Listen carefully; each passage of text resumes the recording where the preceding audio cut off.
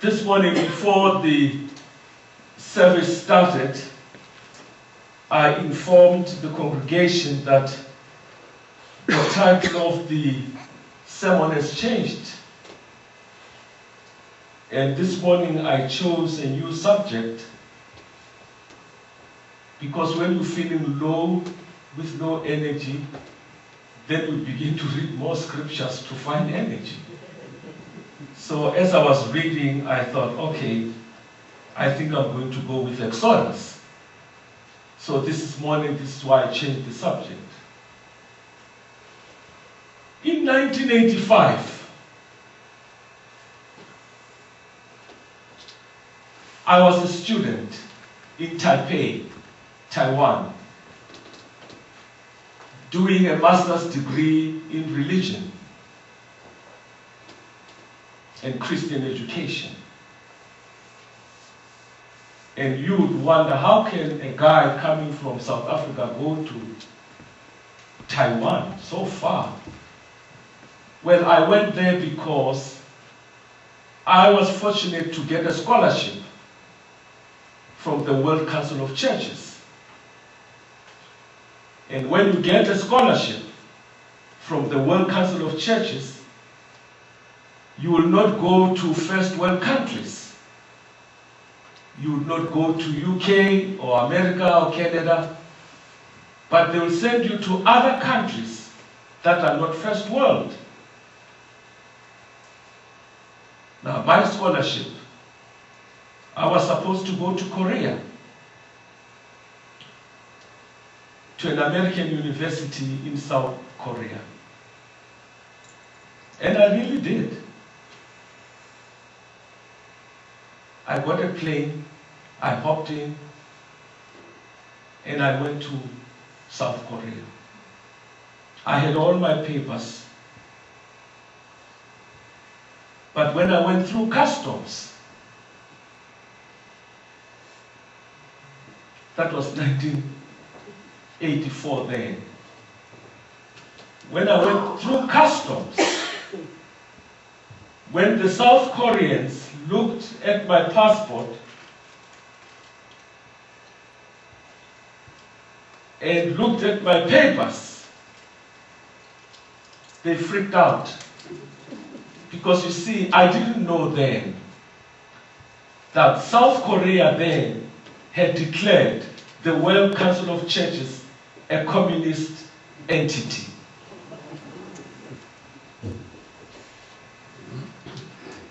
So, what did they do to me? Locked me up, interrogated me for 24 hours, non-stop. Now, can you imagine? You are interrogated by people who don't speak English and you don't speak Korean.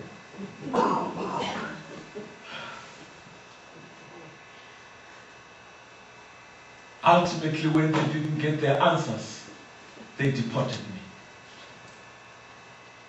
Okay? And they ask you a question, when they deport you, where do you want to go? So Abiel Khalema,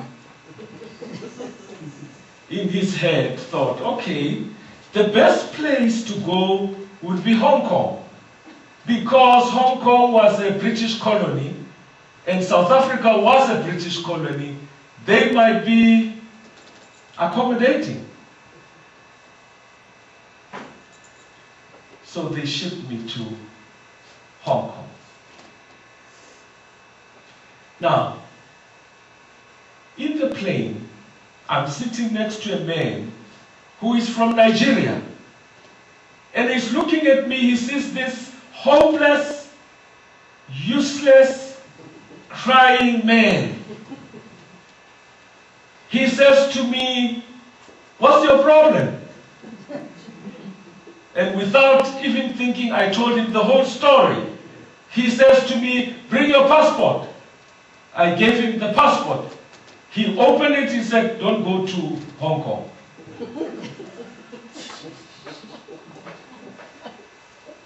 Go to Taipei. I said, "Why Taipei?" And then he says to me, because you have a visa for Taipei.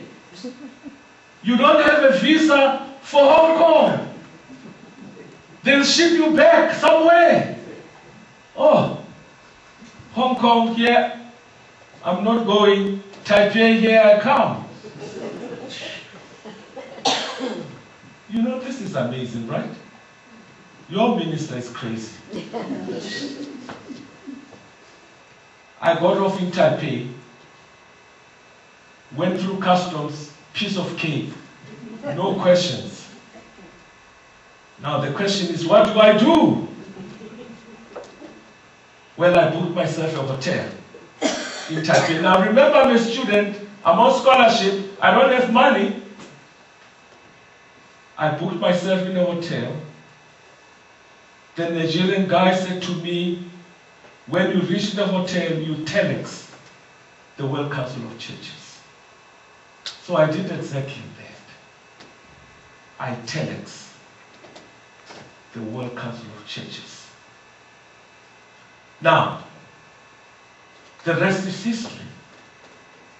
I ended up studying in Taiwan Theological College. Now, listen to this, you'll be amazed. They don't speak English. They speak Taiwanese and Mandarin. And the principal said, how are you going to cope? I said, I have no clue.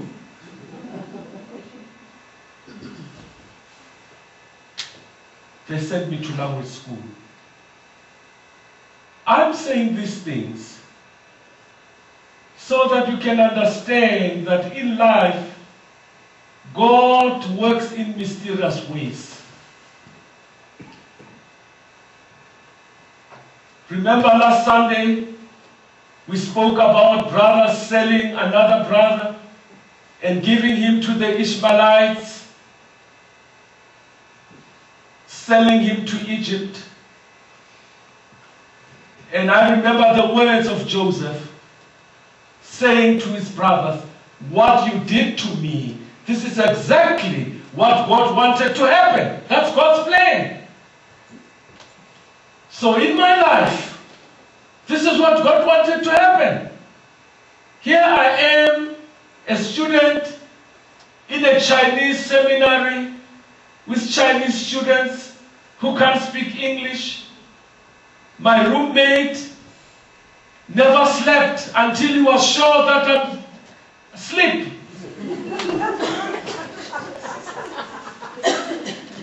You go figure.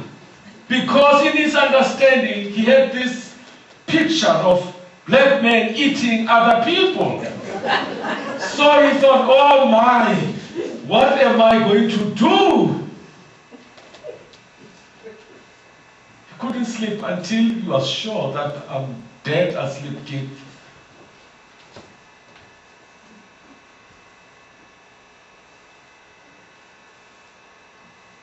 God has a way of doing things. God has a really way of doing things.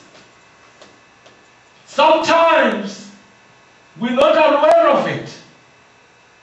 But God has a way of doing things. This is what happened in the story of Moses. The children of Israel were increasing. The government was beginning to be uneasy.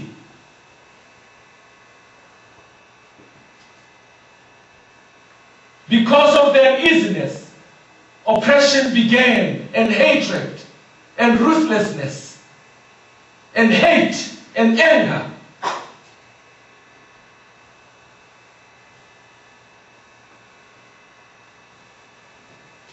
And then God uses midwives. It's God's plan. This is why this morning, when I shared my story of studying in a Chinese seminary, it It was God's plan that I had to learn Mandarin. And I went to Chinese college to learn Mandarin.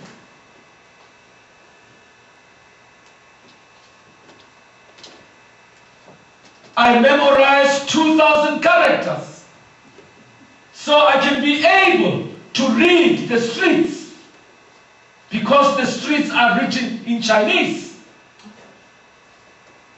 It was God's plan that that could happen. It's God's plan that Moses was put in a basket. It was God's plan that Pharaoh's daughter discovered him. It was God's plan all along. And when you read the story of Moses, you know he was not a really kind of a good person. He committed murder, he killed, he ran away, he went to Jethro and married a Midian. But God's plan, when he was shepherding the flock, this is where God's plan kicks in.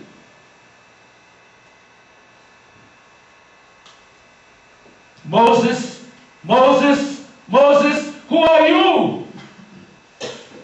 That's God's plan. Friends, this morning, I'm just here to say to you, there's a couple of things that I want to share with you. Don't panic when things happen. Even though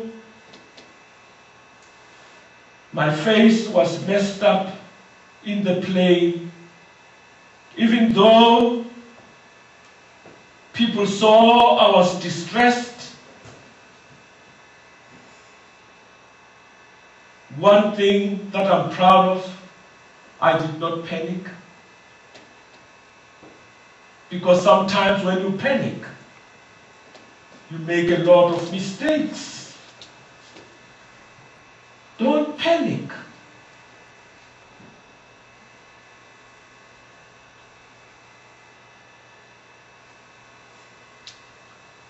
The midwives did not panic.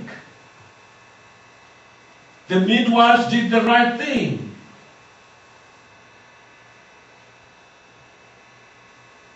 Because they feared God. We should not panic.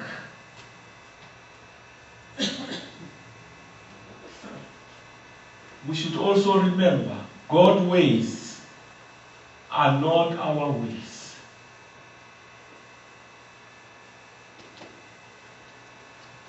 I was the first black student to graduate at the Taiwan Theological Seminary with a master's degree after 100 years.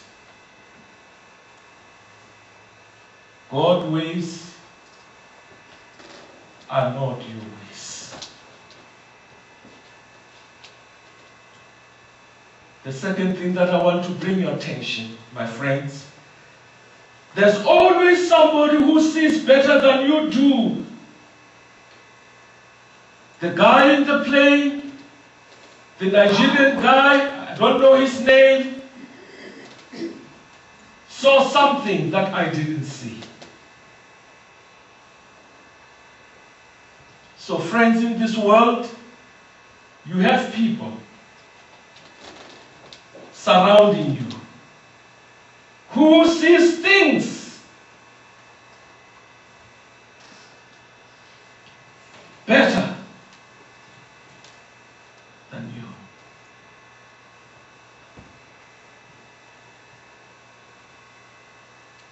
During the war, the Second World War, a story is told about a Dutch Christian Corrie te Boom.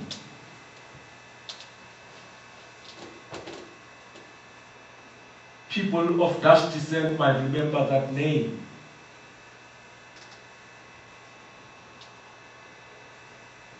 Corey saw things that nobody saw. She saved 700 Jews from Auschwitz.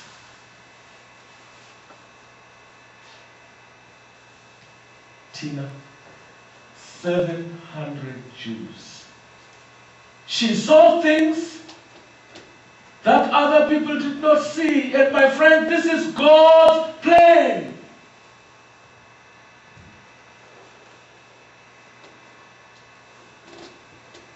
She saved lives. She risked her life.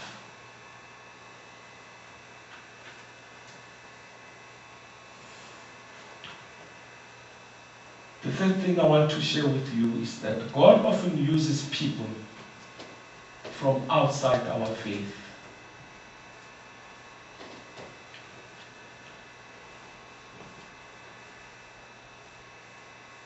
This is what God does. He uses people who not really are Christians and from Strathroy United Church to open your eyes, to increase your faith.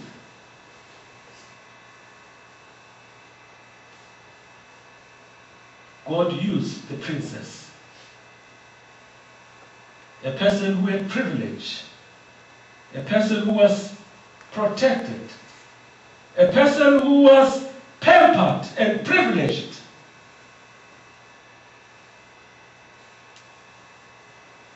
God used him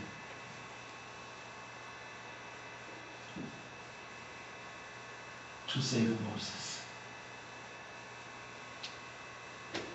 There's another story of a guy called Sam who was a neighbor to a family. And of course, the child was sick. And the mother asked this Sam to take the little boy to the hospital. And as Sam was driving this 50-mile drive to the hospital, the little boy asked Sam in the car, "Are you God?" And Sam said, "No, I'm not God. I don't even believe in God." And the little boy said, "But it's funny because my mother was praying and said, 'God, can you help me that someone takes my son to the hospital?' And you came and you taken me to the hospital." And Sam said, "I guess so."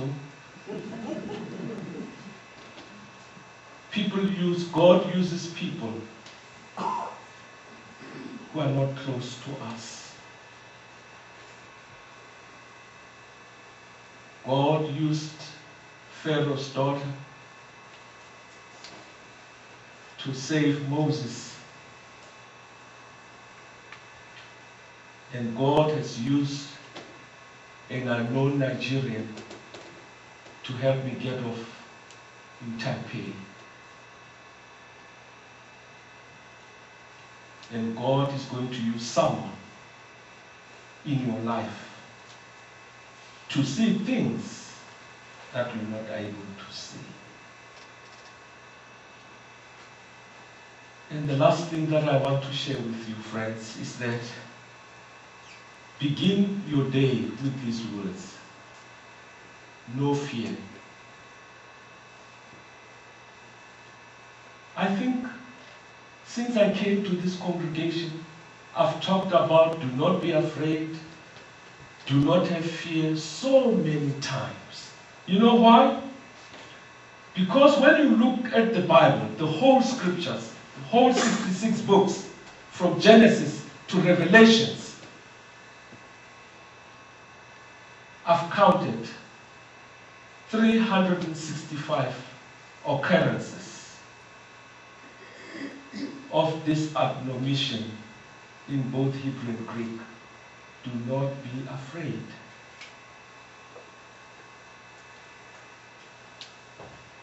This is what God is asking us to do this morning. As you wake up in the morning, no fear. No fear, no panic. Take it easy. Relax. Allow other people to see what you don't see. And remember, God's ways are not your ways. Thanks be to God. Amen.